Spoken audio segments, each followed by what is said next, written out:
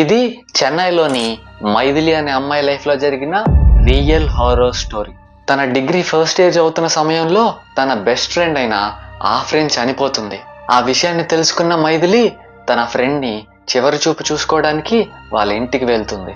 అక్కడ ఏం జరిగిందో తెలియదు కానీ మైథిలి అక్కడికక్కడే నిలబడిన చోటే కుప్ప కూలిపోయి అన్కాన్షియస్ అయి పడిపోతుంది. ఆ సంఘటన తర్వాత మైథిలి జీవితం ఎంతగానో చేంజ్ అయిపోయింది.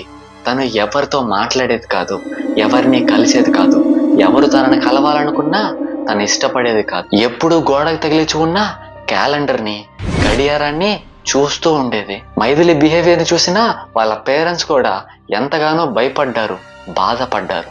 ఈ స్టోరీ బయటికి కనిపించేంత సింపుల్గా అయితే అస్సలు ఉండదు. ప్రేమ కోసం ఓ మనిషి ఎంత దూరమైనా వెళ్తాడు అనే మాటను మనం వింటూనే ఉంటాం. కానీ ఈ స్టోరీలో ఓ ఆత్మ తన ప్రేమ కోసం ఎంత దూరం వెళ్ళింది అనేదాన్ని తెలుసుకోబోతున్నాం. అసలు ఈ మైథిలి ఎవరు? తన ఫ్రెండ్ అయిన ఆఫ్రిన్ చనిపోయిన తర్వాత మైథిలి ఎందుకు అలా అయిపోయింది? ఈ స్టోరీలో హారర్ ఎలిమెంట్ ఏంటి? ఈ విషయాలని మీరు తెలుసుకోవాలనుకుంటే నేను చేసిన ఫుల్ లెంత్ వీడియో మీరు చూడాలి. ఆ వీడియో లింక్ నా నేమ్ కింద రిలేటెడ్ వీడియోలో ఇచ్చాను, అక్కడి నుంచి చూసేసేయండి. Thank you so much.